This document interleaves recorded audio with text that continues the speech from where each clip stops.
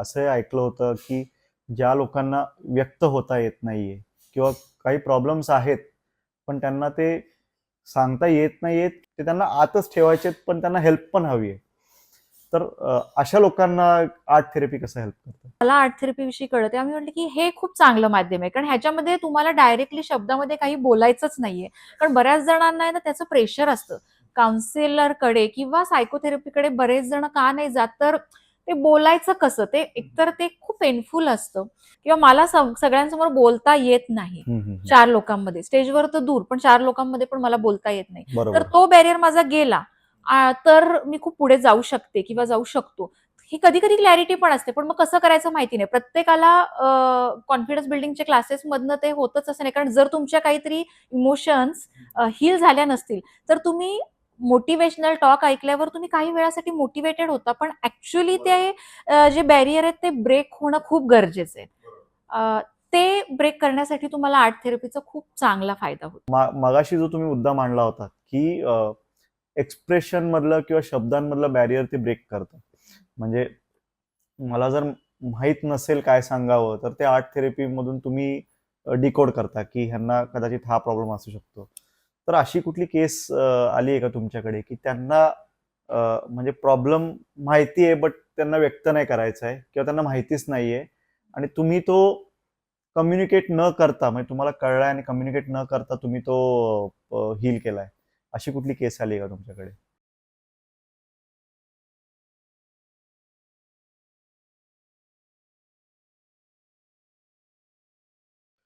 नमस्कार. आजच्या पॉडकास्टमध्ये आपलं सगळ्यांचं पुन्हा एकदा स्वागत. शारीरिक मानसिक आरोग्य आणि त्याबद्दलच्या रेमेडीज या विषयाला घेऊन आपला आजचा हा पॉडकास्ट आहे. आणि आज आपल्यासोबत पुन्हा आपल्या गेस्ट डॉक्टर कल्याणी पाटील इथे उपस्थित आहेत. मॅम नमस्कार. खूप खूप थँक्यू पुन्हा एकदा इथे आल्याबद्दल. आणि डॉक्टर कल्याणी यांच्यासोबत आपण मागच्या पॉडकास्टला एक ओव्हरऑल होलिस्टिक हेल्थ आणि त्यांचा अप्रोच त्या विषयावर आपण पॉडकास्ट घेतला होता. पण आजचा विषय हा खूपच स्पेशल आहे, कारण की आज आपण आर्ट थेरपी विषयी बोलणार आहोत. विषय खरं तर फारच जुना आहे, पण आपल्यासाठी नवीन आहे. जी लोक आज इथं ऐकतायत किंवा कधी त्यांनी हा कॉन्सेप्ट ऐकला नाहीये त्यांच्यासाठी. आणि डॉक्टर कल्याणी पाटील आता बरीच वर्ष ह्या 20 वर्ष. 20 वर्ष म्हणजे 2 डेकेड्स या फील्डमध्ये कार्यरत आहेत. तर अजून वेळ न घालवता आपण मॅमलाच विचारूया. नमस्कार सगळ्यांना आणि खूप खूप मनापासून मला धन्यवाद म्हणायचे अक्षय, तुला सुद्धा. कारण हा एक खूप छान विषय आहे, जो तसा आपण सगळ्यांशी रिलेटेड आहे, पण आपल्याला ह्याचा थेरपी म्हणून वापर करता येतो हे बऱ्याच जणांना माहिती नाहीये.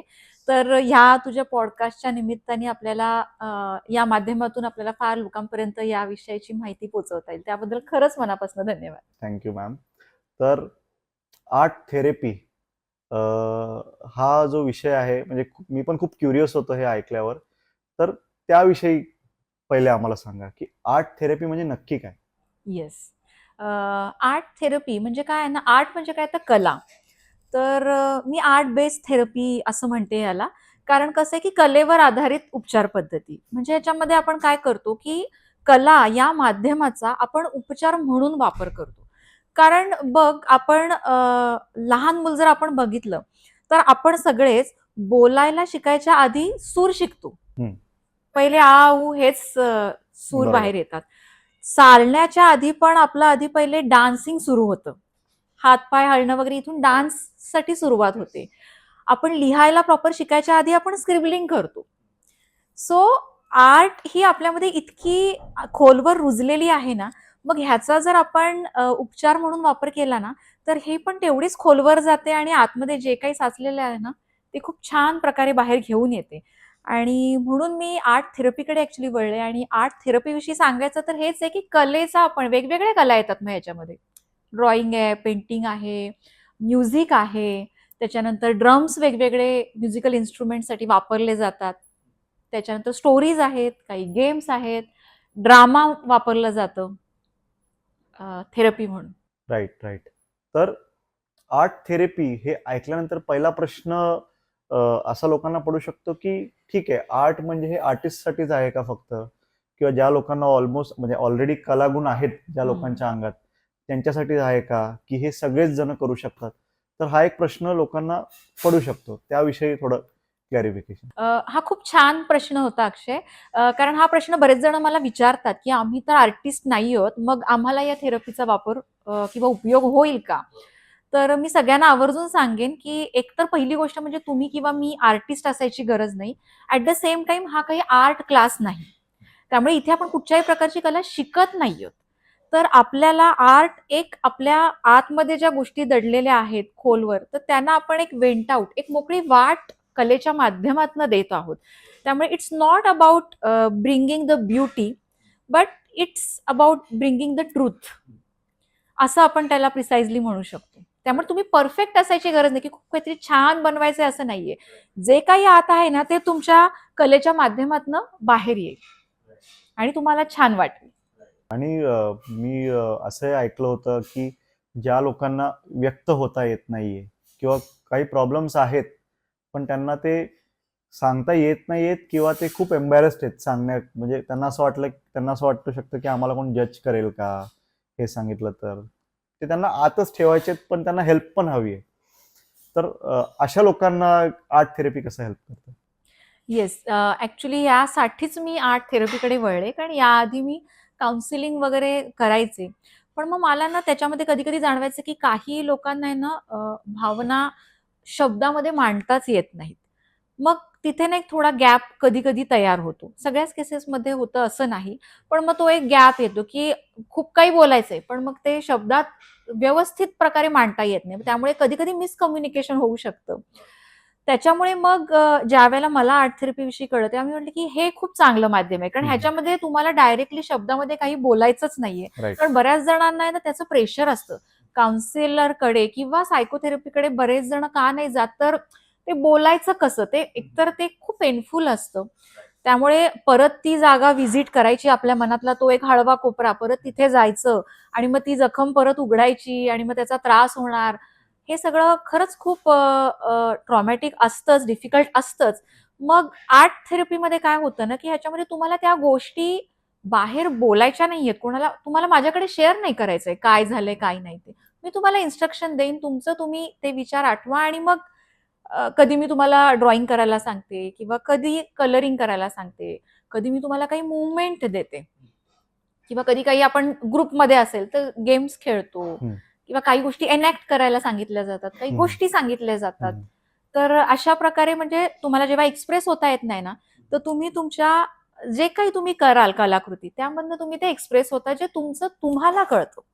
तुम्हाला ते बाहेर बोलायची गरज नाही राहत, कारण तो एक खूप मोठा अडथळा मी म्हणेन, की सायकोथेरपीमध्ये कधी-कधी काही पेशंटना खूप जाणवतं, की कसं बोलायचं किंवा असं समोरचा माझ्याविषयी काय विचार करेल? मग मला जज करेल का? किंवा मग बऱ्याचदा खूपच डिफिकल्ट असतं, की गिल्ट असते मनामध्ये, की मी कसं हे बोलू आता? हे काय विचार करतील माझ्याबद्दल? किंवा कधी-कधी इगो असतो. मी का सांगू? किंवा हे असू शकतात बॅरियर्स. तर त्यावेळेला आर्ट थेरपी खूप चांगलं माध्यम आहे आणि कसं आहे ना, कुठलीही कला करताना आपल्याला छानच वाटतं. त्यामुळे तुम्ही असं फार अफेक्ट न होता छान इझिली तुमच्या इमोशन्सना वाट करून देता. बरोबर. आणि मला असं वाटतं तुम्ही जे सांगितलं ते ऐकून की इंट्रोवर्ट्स आणि एक्स्ट्रोवर्ट्स या दोघांनाही याचा उपयोग होईल. कारण की इंट्रोवर्ट्सला त्यांना बोलायचंच नसतं आधी, तर ते कसं व्यक्त होतील, तर ते असं व्यक्त होतील आणि एक्स्ट्रोवर्ट्सला बोलायचंच असतं फक्त. तर म्हणजे ते एक माझ्या मनात आलं तुम्ही जेव्हा बोलले तेव्हा, की हे दोघांनाही बेनिफिशियल असू शकतं. पण मग आता असा प्रश्न लोकांना पडू शकतो की ठीक आहे, आर्ट थेरपी मी कशासाठी घ्यायला पाहिजे? म्हणजे मला काउन्सिलिंग हवी आहे त्याच्यासाठी मी घेतली पाहिजे, मला कुठला फिजिकल आजार आहे त्याच्यासाठी मी घेतली पाहिजे, किंवा मला कुठले हॅबिट्स आहेत त्याच्यासाठी मी घेतली पाहिजे, किंवा अजून कुठले प्रॉब्लेम्स, म्हणजे आर्ट थेरपीला अप्रोच कोणी करावं? कुठल्या प्रॉब्लेम्सला मी सोल्युशन शोधतोय तर मी आर्ट थेरपीला अप्रोच करावं? हा पण खूप छान प्रश्न आहे, की ह्याच्यामध्ये कसं आहे ना, की जर तुम्हाला कॉन्फिडन्स बिल्डिंग हवं आहे, तुम्हाला एक्सप्रेस करायचे तुमच्या इमोशन्स, ते शिकायचंय एक्सप्रेशन, किंवा तुम्हाला माहिती आहे, की काही ना काही गोष्टी पास्टमध्ये होऊन गेल्यात, त्या तुम्हाला हील करायच्यात. पण तुम्हाला त्या मांडता येत नाहीयेत, समोरच्याला सांगता येत नाही, त्याच्यामध्ये कुठेतरी बॅरियर आहे. तर तिथे तुम्हाला तुमच्या साचलेल्या भावनांचा निचरा योग्य प्रकारे करायचा आहे. तर अशा ठिकाणी तुम्ही हे वापरू शकता. त्यामुळे कधी-कधी ना आपल्याला माहिती असतं, की ही माझी लिमिटिंग बिलीफ आहे, की बऱ्याचदा ना न्यूनगंड असतो मनामध्ये, इन्फिरियॉरिटी कॉम्प्लेक्स असतं. खूप आतून वाटत असतं, की हे जर माझं गेलं ना, तर मग मी माझं टार्गेट अचीव्ह करू शकतो किंवा मला सगळ्यांसमोर बोलता येत नाही. हम्म, हम्म, हम्म. 4 लोकांमध्ये, स्टेजवर तर दूर, पण 4 लोकांमध्ये पण मला बोलता येत नाही. तर बरोबर. तो बॅरियर माझा गेला, तर मी खूप पुढे जाऊ शकते किंवा जाऊ शकतो. ही कधी-कधी क्लॅरिटी पण असते, पण मग कसं करायचं माहिती नाही. प्रत्येकाला कॉन्फिडन्स बिल्डिंगच्या क्लासेसमधनं ते होतच असं नाही. कारण जर तुमच्या काहीतरी इमोशन्स हील झाल्या नसतील, तर तुम्ही मोटिव्हेशनल टॉक ऐकल्यावर तुम्ही काही वेळासाठी मोटिवेटेड होता, पण ऍक्च्युअली ते जे बॅरियर आहेत ते ब्रेक होणं खूप गरजेचं आहे. ते ब्रेक करण्यासाठी तुम्हाला आर्ट थेरपीचा खूप चांगला फायदा होतो. म्हणजे अशा सगळ्यांना, त्यामुळे मी म्हणेन ऍक्च्युअली सगळ्यांना याची खूप गरज असते. कुठल्या ना कुठल्या स्टेजमध्ये तुम्हाला कधी ना कधीतरी काहीतरी कुठेतरी अडथळा वाटतोय तुमच्या एक्सप्रेशनमध्ये किंवा इमोशनल अवेअरनेसमध्ये. तुम्ही नक्की हे ट्राय करू शकता. आणि एक तुझ्या बोलण्यामध्ये आलं होतं, की आजारांविषयी. तर बऱ्याचदा क्रॉनिक आजार असतात ना, तर म्हणजे मला एक सांगायला आवडेल. माझ्याकडे एक पेशंट होती आणि त्यावेळेला मी आर्ट थेरपी अगदी नवीन-नवीनच सुरू केली होती. आणि ती रुमॅटॉइड आर्थरायटिस होता तिला. तर रुमॅटॉइड आर्थरायटिस म्हणजे काय होतं ना, की वात असतो, जॉइंट खूप पेनफुल असतात, आखडतात सकाळच्या वेळेला हां. आणि त्याच्या पुढच्या स्टेजमध्ये ना डिफॉर्मिटी येतात. म्हणजे थोडे जॉइंट्स वाकडे व्हायला लागतात. त्याचा हम्म, शेपही बदलतो. आणि ही माझ्याकडे आली ना, तेव्हा तिचं वय होतं 23 आणि खूप लवकर तिला ते झालं होतं आणि सिव्हिअर पेन असतं याच्यामध्ये, म्हणजे खूप लिमिटेड, की तुम्हाला सकाळी उठताच येत नाही अंथरुणातनं. तुम्हाला 15 मिनिटं फक्त काही स्ट्रेचिंग करायला लागतं, त्याच्यापुढे तुम्ही हालचाल करू शकता किंवा एखादं पाऊल टाकू शकता. आणि हे जेव्हा 23व्या वर्षी होतं आणि शी वॉज अ आर्किटेक्ट, त्याच्यामुळे तिचं काम पण असं होतं, हो की हो तिला हो, एकदम फाईन काम हां, तिचं. फाईन काम आहे. बरोबर. तर त्याच्यामुळे ती खूप फ्रस्ट्रेशन होती. तर तिला आम्ही औषधाबरोबर ह्या गोष्टी वापरल्या होत्या आणि तिचं असं होतं ना, की तिला एक्सप्रेशनचा प्रॉब्लेम आहे असं तिला वाटत नव्हतं. तिला असं वाटतं, की मला क्लिअर आहे, बऱ्याचशा गोष्टी आहेत माझ्या मनात साठलेल्या आणि मी त्या माझ्या जवळच्यांशी बोलते. त्यामुळे असं पण नाहीये, की मी असं खूप हे केलंय. पण तरी पण काय असतं ना, मी बोलते, पण मग त्याच्या पुढे काहीच होत नाहीये. परत नवीन-नवीन येतच आहे. त्यामुळे तो एक पॅटर्न बनून गेला होता तिचा. कधी-कधी नाही, दृष्टिकोन आपला बदलून जातो. काही घटना आयुष्यात घडतात आणि मग आपला आयुष्याकडे बघण्याचा दृष्टिकोनच बदलतो. तर तो कुठेतरी ब्रेक करणं गरजेचं होतं आणि तिथे आर्ट थेरपीचा तिला खूप छान फायदा झाला. म्हणजे तिच्यासाठी आम्ही बॉडी मॅपिंग हा एक प्रकार खूप केला होता. म्हणजे ह्याच्यामध्ये ना ॲक्चुअली तुम्ही तुमच्या साइजचं ड्रॉइंग करता. हम्म. ओके. हां. हां हां. म्हणजे ह्याच्यामध्ये खूप वेगवेगळ्या प्रकारचे माध्यम वापरले जातात. तर त्याचा तिला, कारण पेन एवढ्या भागामध्ये होतं शरीरामध्ये आणि त्याचा इतका इम्पॅक्ट, म्हणजे बॉडी तुमची फ्रीज होते पेनमध्ये. म्हणजे तुम्हाला बरोबर. बऱ्याचदा स्ट्रेस कुठे जाणवते, हा मी बऱ्याचदा बरोबर. प्रश्न विचारते आणि मग प्रत्येकाला वाटतं, "अरे, कुठे जाणवते म्हणजे कसं?" म्हटलं की नाही, नाही, तुम्ही विचार करा आणि मग सांगा. मग कोणाकोणाला जाणवते, कोणाकोणाला शोल्डरमध्ये जाणवते, कुणाला पोटात जाणवते, कुणाला इथे जॉमध्ये जाणवते. तो जो आपला बॉडी अवेअरनेस आणि इमोशनल अवेअरनेस हा पण यामधनं खूप वाढतो आणि मग आपल्यालाही नंतर कळतं, स्ट्रेस आली की आता मला रिलॅक्स व्हायचंय किंवा कुठे जाणवते मला स्ट्रेस शरीरात. कारण पुढे जाऊन तिथेच तुम्हाला पेन येतं. राईट. आणि आता बरेचसे लोक जे हे बघतायत त्यांना वाटत असेल की ठीक आहे, आर्ट थेरपी पण मला नाही बाबा ब्रश हातात धरायचा आहे किंवा मला नाही बाबा पेन्सिल हातात धरायची आहे. कन्सेप्ट तर इंटरेस्टिंग वाटते, बट मी खूप एम्बॅरेस्ड आहे हे करायला. तर आर्ट थेरपीमध्ये तुम्ही कुठले कुठले माध्यम घेता, नक्की काय काय आहे जे तुम्ही ॲज अ आर्ट थेरपी ते मीडियम्स वापरता?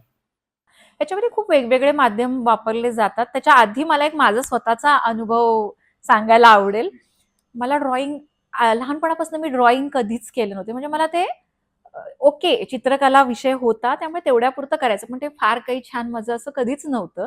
त्यामुळे मी जेव्हा स्वतः हे शिकले ना, तेव्हा पण मला असं थोडं एवढं काही छान वाटायचं नाही. म्हणजे तू जे म्हणालास ना, ते फिलिंग माझ्या स्वतःमध्ये पण होतं, की एवढं काही मला येत नाहीये. पण जेव्हा मी करायला लागली ना, तर ह्याच्यामध्ये तुमचं हे होतं, की राइट ब्रेन छान ॲक्टिव्ह होतो, असं माझं स्वतःलाच मला जाणवायला लागलं. कारण आधी जे मी करायची ड्रॉइंग आणि आता एवढे वर्ष सेशन्स घेऊन घेऊन जो माझ्यामध्ये बदल आले, तर आता माझं ड्रॉइंग खूप बदललंय. म्हणजे मी असं नाही म्हणणार मी आर्टिस्ट झालीये, पण तो माझ्या मनामध्येही हे होतं आणि बरेच जण मलाही विचारतात, की "अरे ब्रश आम्ही कधी घेतलाच नाहीये हातात" किंवा काही जणांनी शाळेत घेतला होता आणि त्याच्यानंतर कधीच घेतला नाहीये. म्हणजे काही जणांचं मी तुला सांगते, की वर्कशॉपमध्ये ना काय करू? म्हणजे टिपिकली माहितीये का ते 3 डोंगर, हा एक हा. नदी, एक राईट. घर, एक झाड, त्याच्यासमोर एक राईट. विहीर. जे लहानपणी कारण शाळेत आपल्याला केलंय. तेच सांगितलेलं असतं बरोबर. ना चित्र काढा म्हटल्यावर आणि बरोबर. मग मी लिटरली सांगते, की ते 3 डोंगर, नदी आणि झाड ते नका काढू. जे येईल तुम्ही ब्रश हातात धरा आणि तुमच्या ज्या इमोशन्स आहेत बघा आणि जसं इट शुड बी फ्लो. जसं येतंय तसं येऊ द्या. त्याच्यामधून आपल्याला काही छान चित्र काढायचं असं अजिबात नाही. जसं मी आधी म्हणले आपल्याला काही कलाकृती तयार करायची नाहीये, सुंदर दिसायला पाहिजे असं काही नाहीये. आत आहे ते बाहेर काढायचंय. बरोबर. त्यामुळे म्हणजे ते ते फ्री होतं. फ्लोईंग. येस, आतल्या गोष्टींना आपल्याला मार्ग द्यायचा आहे. मग तो कसाही येऊ शकतो. कोणाचा झिगझॅग असेल, कोणाचं स्क्रिबलिंग असेल, कोणाचं ऍक्च्युअली काहीतरी छान चित्र येऊ शकतं. किंवा कधी-कधी ना त्याच्यामधून चित्र तयार होतं. स्क्रिबलिंग मधनं पण काहीतरी आकृती आपल्याला मिळतात. असं पण होतं. तर एक माध्यम हे आहे, की कलर्स वेगवेगळे येतात ह्याच्यामध्ये, की क्रेयॉन आहेत, ऑइल पेस्टल्स आहेत, वॉटर कलर्स आहेत. त्याच्यानंतर आपले हे काय बरं आपण म्हणतो, की फॅब्रिक कलर जे वापरले जातात, ते पण ह्याच्यामध्ये आपण वापरतो. त्याच्यानंतर कधी-कधी मी तर लिटरली वेगवेगळ्या झाडांची पानं, फुलं किंवा वेगवेगळे दगड ह्या गोष्टी पण देते, गोंद वगैरे देऊन, की तुम्ही त्याही कुठे वापरू शकता. क्राफ्ट आपण वापरतो. क्रेप पेपर्स, त्याच्यानंतर वेगवेगळ्या प्रकारच्या टिकल्या किंवा काही सजावटीचं जे पण सामान मिळतं. त्याच्यानंतर डान्स मुवमेंट येतात ह्याच्यामध्ये. असं नाहीये की डान्सच करायला पाहिजे. पण मूव्हमेंट ह्याच्यामध्ये येतात, गेम्स येतात, कधी गोष्टी सांगितल्या जातात, त्या एनॅक्ट करायला सांगितल्या जातात.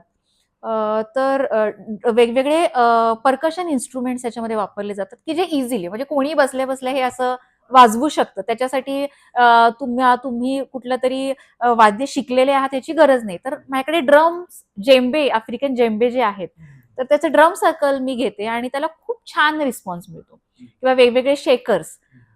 इव्हन कधी-कधी आपण आपण हे असे वेगवेगळ्या चुटक्या किंवा आपण तोंडातनं पण वेगवेगळे आवाज काढून म्युझिक तयार करतो. तर तसे वेगवेगळ्या प्रकारचे साउंड मेकिंग ह्याच्यामध्ये घेतलं जातं. खूप-खूप क्रिएटिव्हिटी बाहेर येते लोकांची आणि मग त्यांनाच वाईट सॉरी त्यांना असं वाटतं, की "अरे, हे कसं काय आलं?" म्हणजे कितीतरी जणांनी माझ्या सेशन्समध्ये कविता केलेल्या आहेत. लहानपणापासून कधीच केल्या नाहीयेत, पण त्या ॲट द एंड ऑफ ती क्रिएटिव्हिटी येते. हो, ते आहे. आणि मीही असे बघितले लोक की ज्यांनी आर्ट थेरपी घेतली आहे, ते आता नियमितपणे काय ना काय म्हणजे एक स्केचबुक ठेवायला लागलेत किंवा त्यांना असं वाटलं की थोडं चिडचिड होतीये किंवा हे, तर ते लगेच शांत होतात. म्हणजे बऱ्याच लोकांमध्ये टेंडन्सी नसते ती की शांत बसून ब्रीदिंग करून हे. तर हा एक माझा एक्सपिरियन्स होता. मी बघितलंय आर्ट थेरपीने कसं बेनिफिट केलंय ते.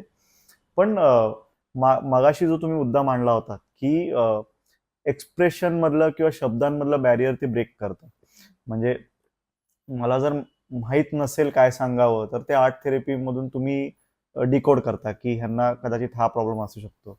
तर अशी कुठली केस आली आहे का तुमच्याकडे की त्यांना म्हणजे प्रॉब्लेम माहिती आहे बट त्यांना व्यक्त नाही करायचा आहे किंवा त्यांना माहितीच नाहीये आणि तुम्ही तो कम्युनिकेट न करता म्हणजे तुम्हाला कळलाय आणि कम्युनिकेट न करता तुम्ही तो हील केलाय. अशी कुठली केस आली आहे का तुमच्याकडे? हां, म्हणजे कसं असतं ना, काही लोकं खूप क्लोज असतात. तर जसं तुम्ही आपण म्हणतो ना, "शीतावरनं भाताची परीक्षा", तसंच थोडंफार इथे होतं, की जर तुमच्या मनामध्ये खूप साऱ्या गोष्टी खूप साचलेल्या आहेत आणि त्या खूप अशा काय म्हणतो, की पुटं चढलीत, आपण अगदी मराठीमध्ये म्हणतो, की खूप आतपर्यंत असं त्याला दाबून ठेवलेलं आहे. तर ते ना तुमच्या बॉडी लँग्वेजमध्ये सुद्धा येतं. You are not that open. मग त्यावेळेला ना, जर काही आपण म्युझिक दिले किंवा काही मूव्हमेंट सांगितल्या, तर त्या नाही करता येत त्या व्यक्तीला. म्हणजे अगदी ईझी असतात, पण तरी त्या नाही करतायत. पण मग एक ठराविक काळाने किंवा पुढच्या सेशनला मग त्याच्यामध्ये काही चेंजेस जाणवतात आणि त्या मूव्हमेंट करायला लागल्यावर त्यांना एक्सप्रेस पण होतायत. मग काही जण स्वतःहून येऊन एक्सप्रेस करतात, की माझा हा प्रॉब्लेम होता. म्हणजे अशा बऱ्याच केसेस झाल्यात. म्हणजे कुठली एक पॉइंट आउट कारण काही-काही वेळेला ना म्हणजे मी बऱ्याच जणांमध्ये पाहिलं, की हा बॅरियर खूप स्ट्राँग असतो. त्यामुळे मग नंतर ते छान एक्सप्रेस होतात आणि त्यांना वाटतं, की अरे अ, हे मी कसं काय बोलू शकले किंवा बोलू शकलो. इव्हन काही जण खूप छान चित्र काढतात आणि त्यांना आश्चर्य वाटतं, की बऱ्याच वर्षानंतर मी हे असं काढलंय आणि मला वाटतच नाही की हे मी काढलंय. म्हणजे मी हे घरी घेऊन जाऊ का? आणि माझं म्हणणं असतं की ते तुमच्यासाठीच आहे, तुम्ही घेऊन जा. म्हणजे मला एक केस सांगायला आवडेल. एक मिडल एज्ड हे होते, गृहस्थ होते, माझ्याकडे येत होते ट्रीटमेंटला आणि त्यांच्या वाईफची डेथ झाली होती आणि त्याच्या आधी त्यांचं लाईफ फार दोघांमध्ये फार छान संबंध नव्हते. म्हणजे खूप स्ट्रेस होती, तणावजन्य संबंध होते आणि ती गेल्यानंतर त्यांना बऱ्याच गोष्टी जाणवल्या, की ह्या गोष्टी मी करायला हव्या होत्या तिच्यासाठी किंवा इथे-इथे मी चुकलो.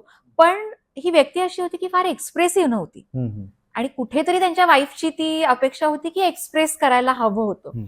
आणि ती गिल्ट त्यांना ती गेल्यानंतर खूप प्रकर्षाने जाणवली. पण आता हे मिडल एज्ड होते आणि आता ही गोष्ट मी कोणाला सांगू?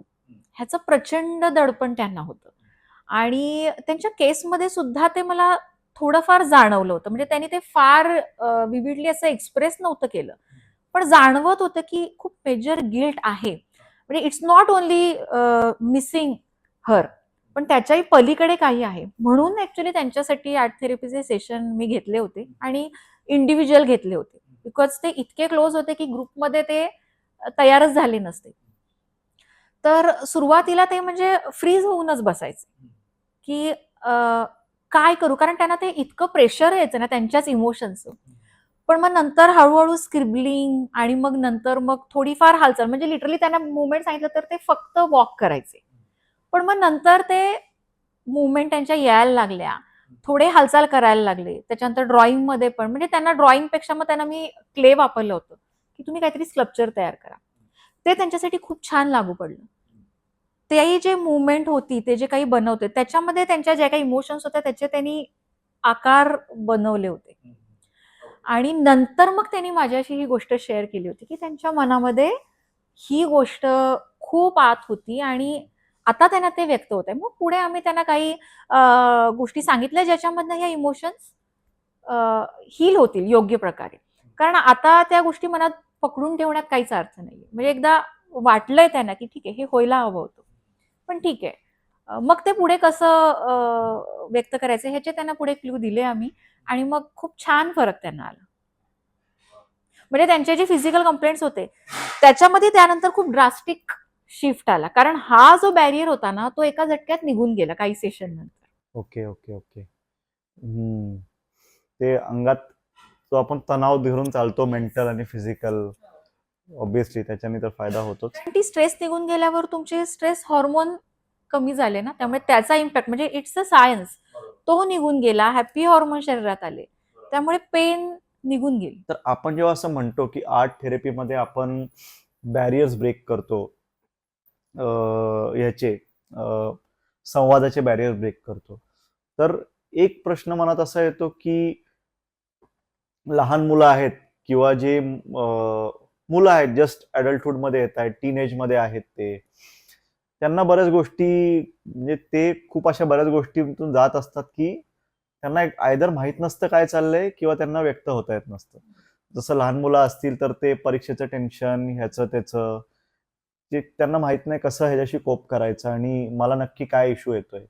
किंवा टीनेजमध्ये आपण कॉलेजमध्ये असतो, फ्रेंड्समध्ये असतो, मग ते पिअर प्रेशर, हे ते गिल्ट गोष्टीचं किंवा तुमचे इमोशन्स एखाद्या व्यक्तीबद्दल, ह्या गोष्टी म्हणजे ही जी लाईफची फेज आहे ही फार कन्फ्युजिंग असते, माहित हो, नसतं हो. असं.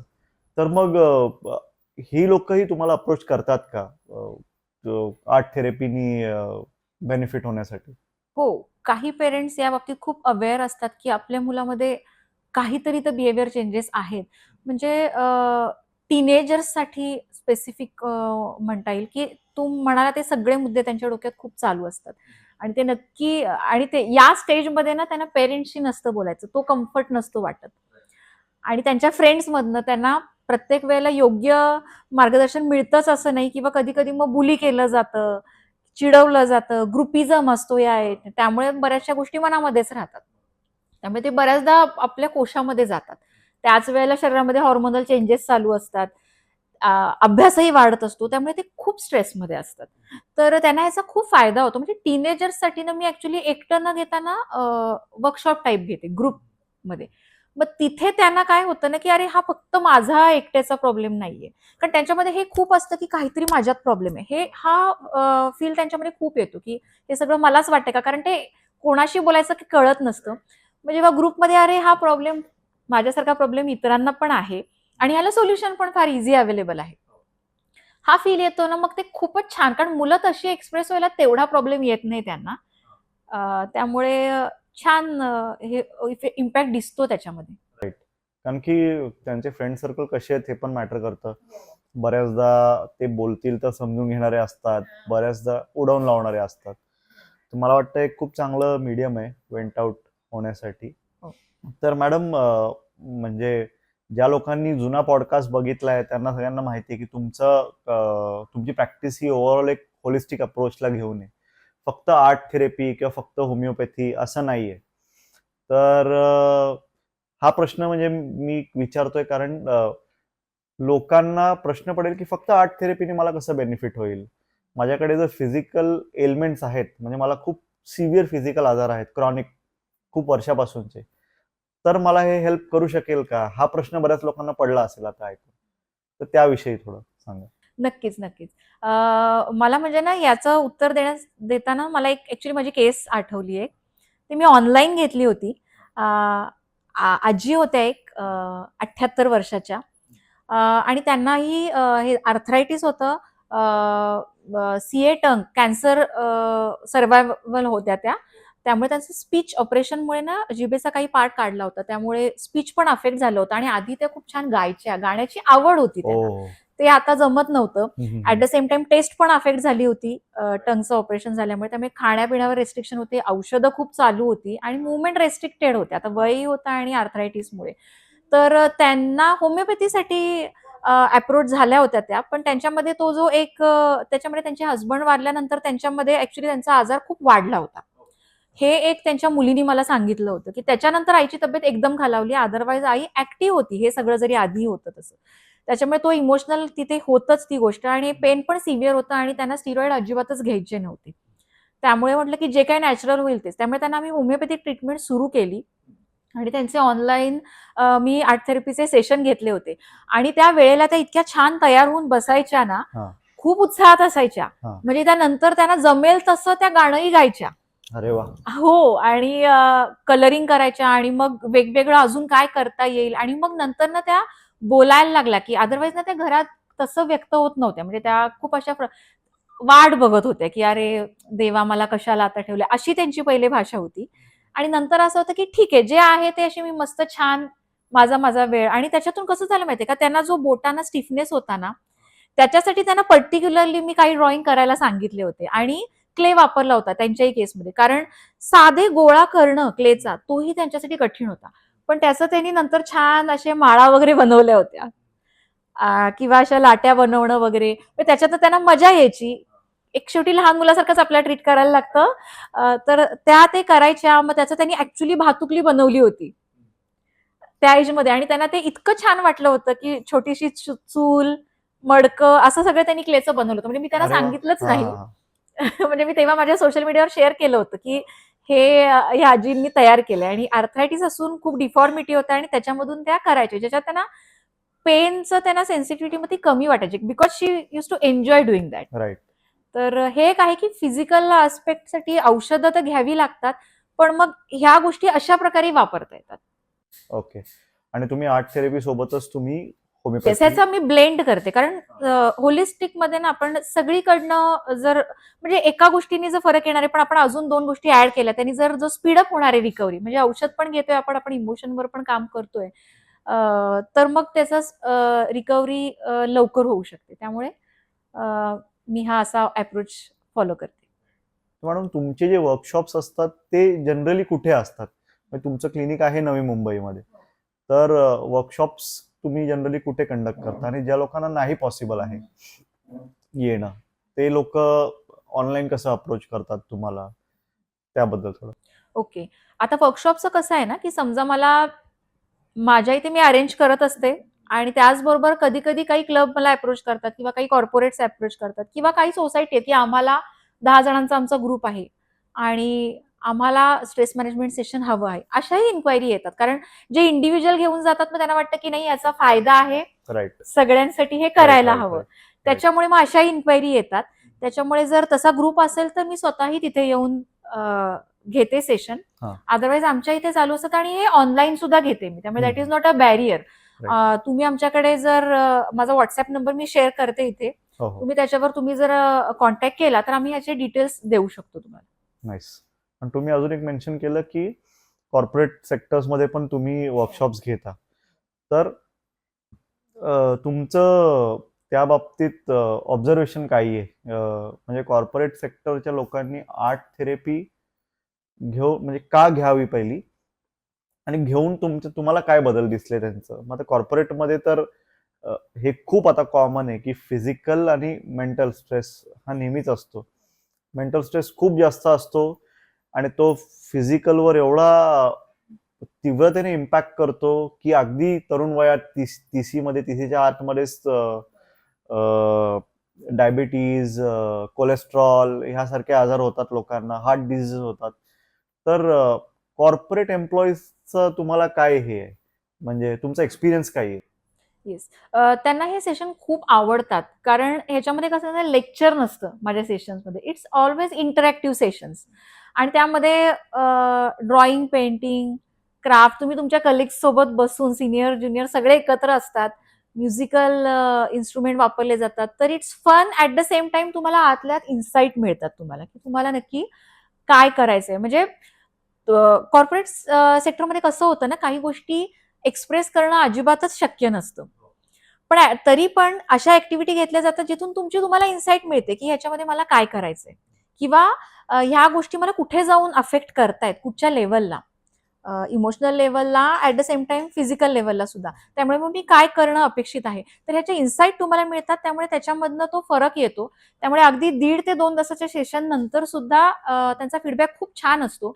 आणि मग जनरली त्यांना क्वार्टरली हवे असतात हे सेशन, आणि त्याचा अजून चांगला होतो कारण मग एक सिरीज प्लॅन करता येते की आपण आता ही गोष्ट, त्याच्या पुढे ही लेवल आणि त्याच्या पुढे ती. त्यामुळे मग ती पूर्ण छान त्याचा इम्पॅक्ट येतो, म्हणजे त्यांची प्रोडक्टिव्हिटी वाढते. आणि ना अक्षय, कॉर्पोरेटमध्ये जेव्हा मी सेशन घेते ना, तर त्यावेळेला आमचा फोकस याच्यावर असतो की सेटिंग युअर बाउंड्रीज, त्याच्यानंतर ॲबिलिटी टू से नो, त्याच्यानंतर मग तुमचं हेल्थ, म्हणजे वर्क लाईफ बॅलन्स, ह्या गोष्टी खूप मॅटर करतात.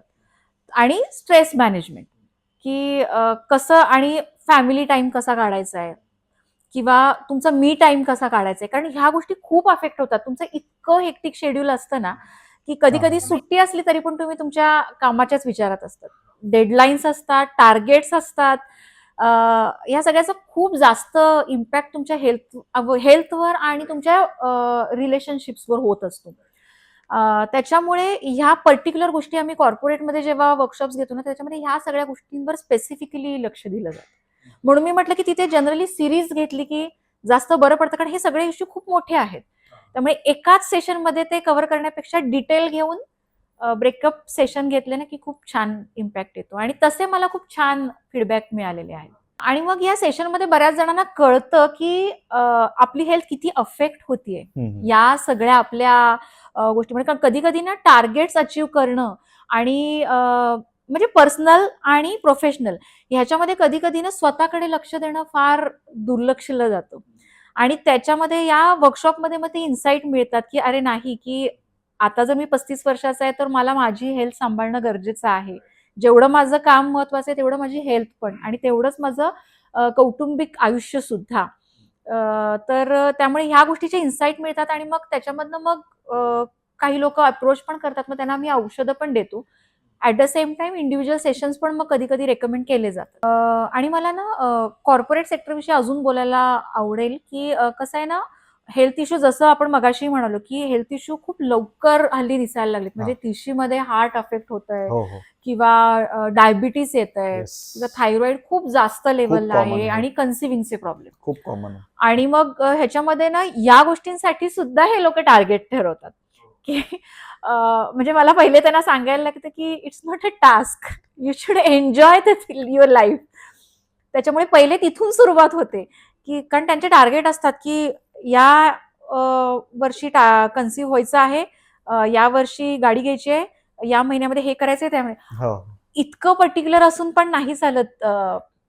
म्हणजे कन्सिव्हिंग हा एक मेकॅनिकल ऍक्ट बनून जाते. हो हो तर त्याविषयी काउन्सिलिंग करावं लागतं. राईट. आणि हे दोघांच्याही बाबतीत होतं, कारण दोघेही सेम लेवलची स्ट्रेस असते त्यांच्यामध्ये. इनफॅक्ट परस्परांसाठी वेळच नसतो त्यांच्याकडे. आणि त्याच्यामुळे बऱ्याचदा आहे ना, इन्फर्टिलिटीचं कारण बऱ्याचदा तेच असतं की त्यांनी एकमेकांना तेवढा वेळच दिलेला नसतो. त्यामुळे एकमेकांसाठी वेळ देणं, मग वेळ देणं म्हणजे एकत्र मोबाईल बघणं का किंवा एकत्र मूव्ही बघणं असं नाहीये.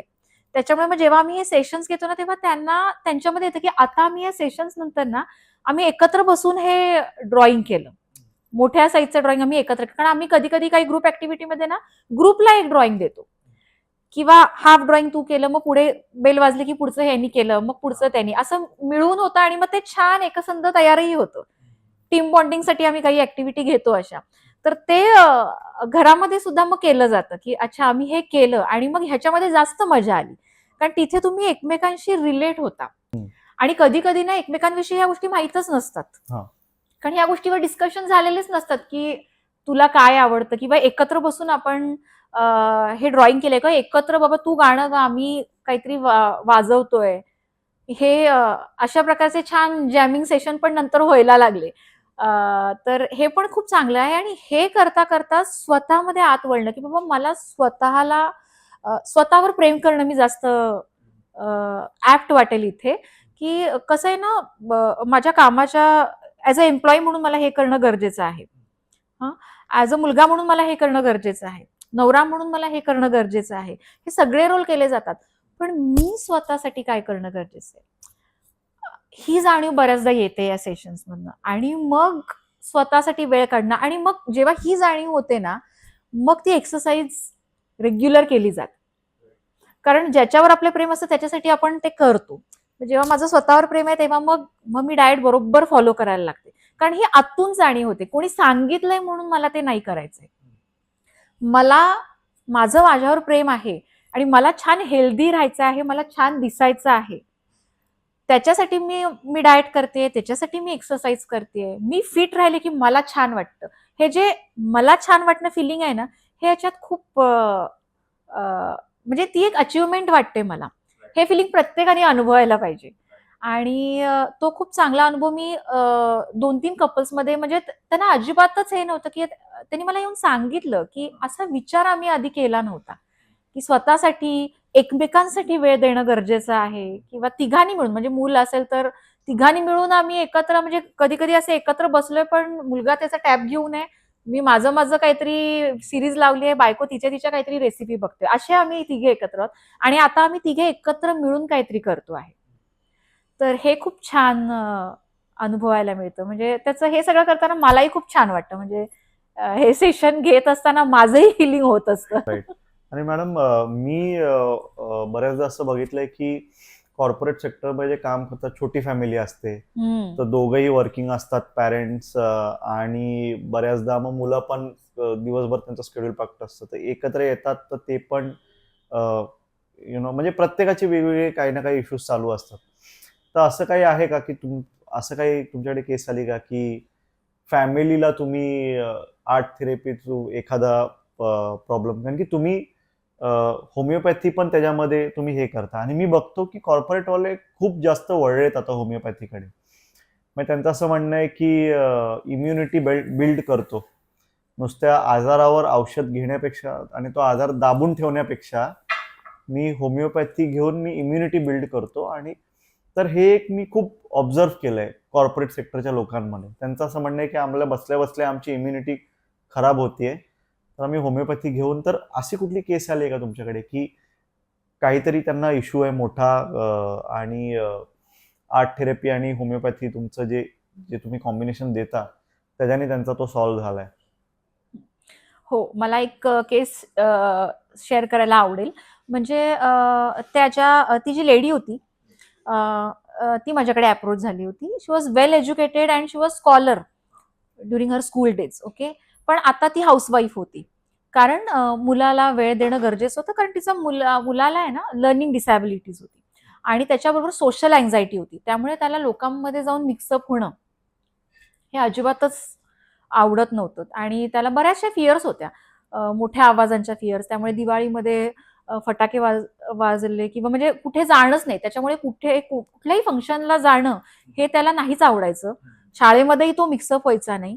आणि अजून एक इश्यू ह्याच्यामध्ये तिच्या केस टेकिंगमध्ये मला हे जाणवलं होतं, की तिला या गोष्टीचं खूप प्रेशर होतं आणि तिने तिचं करिअर ह्याच्यासाठी सोडलेलं होतं आणि पूर्ण त्याला जे काही स्पेशल एज्युकेशन हे सगळं ती करत होती, त्याच्या थेरपीज वगैरे. आणि त्याच्यामध्ये अजून एक महत्त्वाचं जाणवलं होतं, की तिचा जो नवरा होता ना, तो सुद्धा स्कॉलर होता. ही वॉज अ टॉपर आणि खूप मोठ्या पोझिशनला ते काम करत होते आणि त्यांना ना कुठेतरी हे आवडत नव्हतं, की आपण दोघे एवढे स्कॉलर आणि आपल्या मुलाला हा असा प्रॉब्लेम आहे, की तो अभ्यासात मागे पडतोय. लर्निंग डिसॅबिलिटीज होते त्याच्यामुळे. तर त्याच्यामुळे आई म्हणून तिला ते फार फील होत होतं, की या दोघांमध्ये काही संवाद नाहीये. मुलगा आणि वडिलांमध्ये. ती जस्ट एक मीडिएटर म्हणून दोघांमध्ये काम करत होती. त्या दोघांमध्ये कारण त्या मुलाला त्यांची खूपच भीती वाटायची. त्यांना मुलाविषयी प्रेम होतं, सगळं होतं. पण कुठेतरी मनामध्ये एक राग होता, की अरे माझा मुलगा असा कसा काय? हे फिलिंग होतं. तर तिला हॉर्मोनल इश्यूज होते या सगळ्या तणावामुळे. तर तिला आम्ही होमिओपॅथिक औषध तर दिलं, त्याबरोबर तिच्यासाठी सेशन्स आणि काउन्सिलिंग घेतले.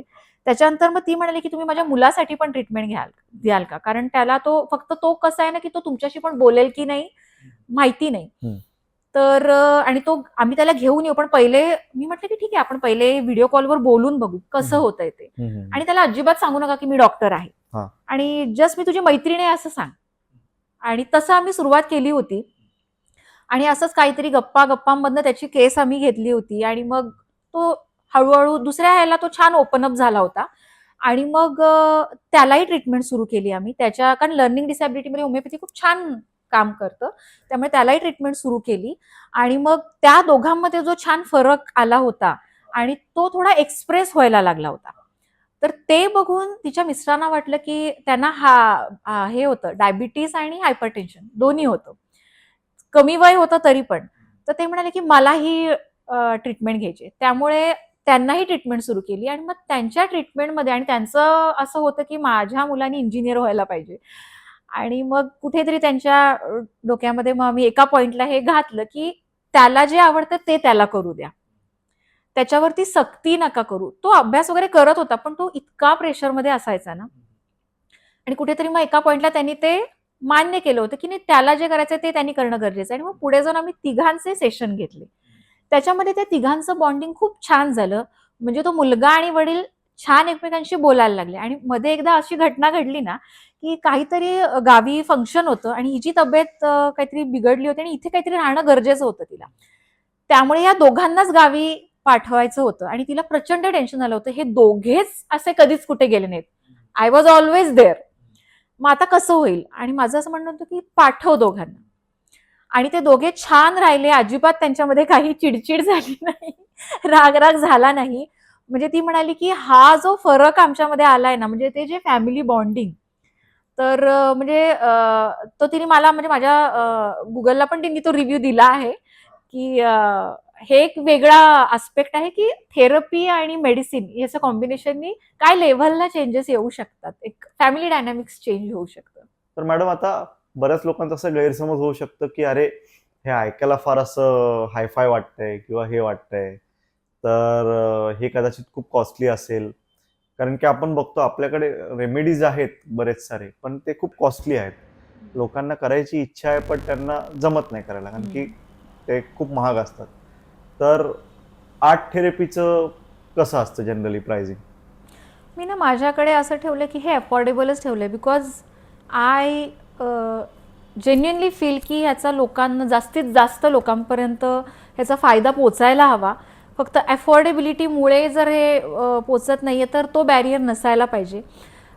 कारण हे खूप डीप जातं आणि ह्याचा जो परिणाम तुम्हाला मिळतो ना, तो खूप वेगळ्या लेव्हलला जातो. त्याच्यामुळे आणि ह्याच्यामध्ये आर्ट मटेरियल जे लागतं ना, ते आम्हीच प्रोव्हाइड करतो.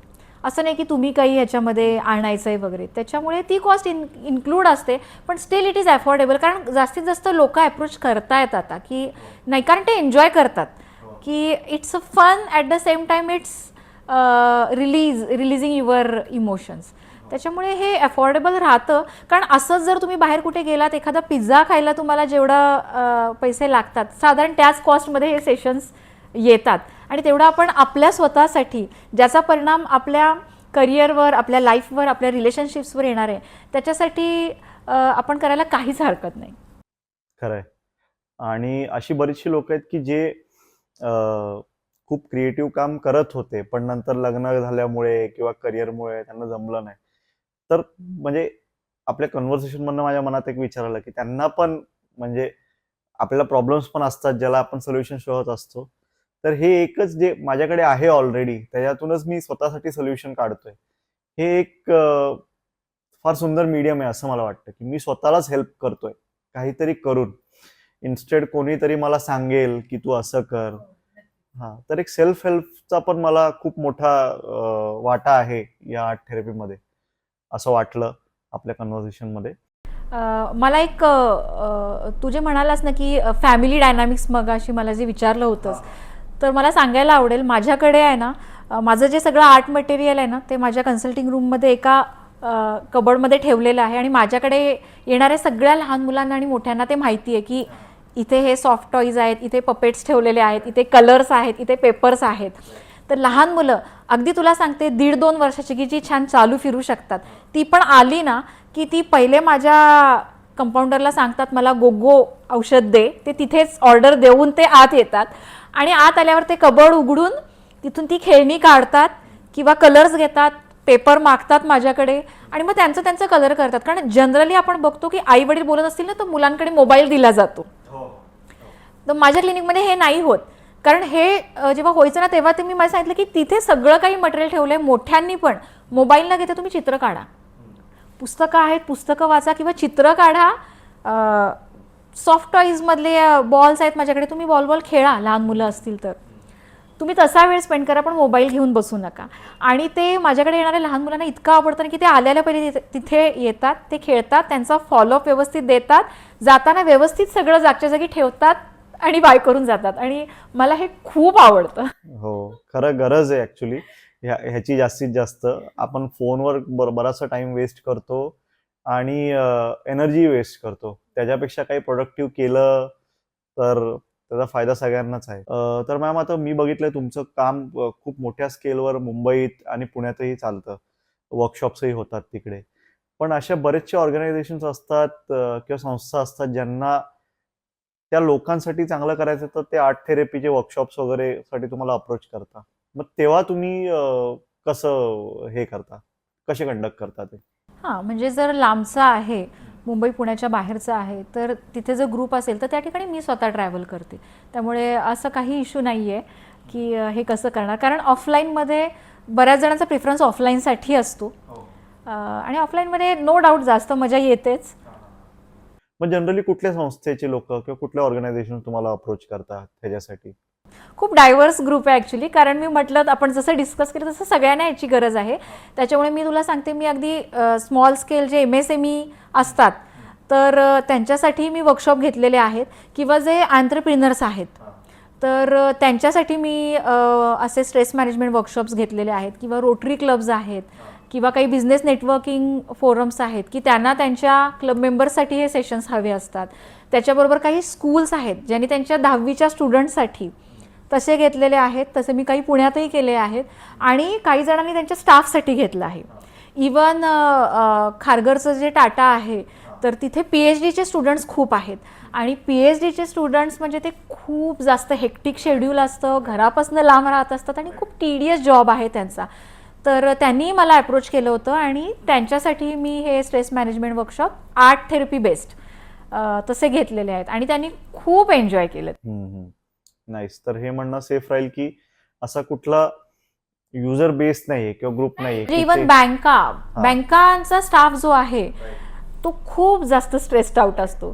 त्याच्यामुळे बॅक ऑफिसचा स्टाफ, इवन ब्रांचेसमधला स्टाफ, असं मग त्यांच्या हेड ऑफिसला किंवा डिपेंड्स ब्रांच लेवलला वगैरे तिथेही हे वर्कशॉप मी घेतलेले आहेत.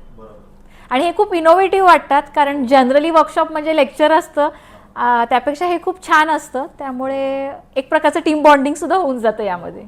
आणि बऱ्याचशा लोकांना असं वाटतं की आपलं लाईफमध्ये आपण खूप एकसारखंच काम करतोय किंवा काही क्रिएटिव्ह नाहीये किंवा फार टेक्निकल होतंय वगैरे. त्यांच्यासाठी पण मला वाटतं खूप एक वेंट आउट व्हायला आणि एक्सप्रेस व्हायला किंवा त्यांच्या प्रॉब्लेमचे सोल्युशन्स मिळवायला खूप चांगलं मीडियम आहे हे. हो. डॉक्टर कल्याणी पाटील ह्यांचा नंबर आपण इथं स्क्रीनमध्ये आणि डिस्क्रिप्शनमध्ये तर दिलेलाच आहे. तर जी लोक बघतायत, ज्यांना असं वाटतं की ही थेरपी आम्हाला हेल्प करू शकते, प्लीज त्यांना अप्रोच करा. आणि फक्त मॅम, कॉलिंगचं आणि मेसेजिंगचं कसं असतं तुमचं क्लिनिकचं, ते फक्त आपल्या व्ह्युअर्सला सांगा. माझा हा जो नंबर जो शेअर केला आहे ना, त्याच्यावर तुम्ही मला क्लिनिकच्या वेळेमध्ये म्हणजे सकाळी 11 ते 2 आणि संध्याकाळी 6 ते 9, सोमवार ते शनिवार या वेळेमध्ये तुम्ही कॉन्टॅक्ट करू शकता. बऱ्याचदा फोन बिझी असेल तर कॉल ॲन्सर केला नाही गेला तर आम्ही कॉलबॅक करतो आणि मेसेजला पण ॲन्सर आम्ही नक्की करतो. पण कधी कधी जर काही कामामध्ये बिझी असेल किंवा मी कुठल्या वर्कशॉपमध्ये असेल पण 2 दिवसाच्या आत आमच्याकडनं रिप्लाय नक्की जातो. ओके. तर जी लोक आता त्यांच्या प्रॉब्लेम्सला क्रिएटिव्ह सोल्युशन बघतायत किंवा वेगळं काही करायचे इच्छुक आहेत, तर प्लीज मॅमला अप्रोच करा. आणि आता ह्या नोटवर आम्ही हा पॉडकास्ट संपवतो. तर मॅम, खूप खूप थँक्यू इथं आल्याबद्दल. Thank you very much. Art therapy विषयी घेऊन आपल्याला एक क्लॅरिटी मिळणारा किंवा डिटेल सेशन एक आपल्याला घ्यायचा होताच. तर आज त्या निमित्ताने तो घेता आला. आणि जी लोक क्युरियस आहेत किंवा ज्या लोकांना पहिल्यांदा हे ऐकायला मिळालं आर्ट थेरपी, तर त्यांनाही फार या गोष्टीचा फायदा होईल. तर खूप खूप धन्यवाद. मलाही फार छान वाटलं इथे येऊन. थँक्यू.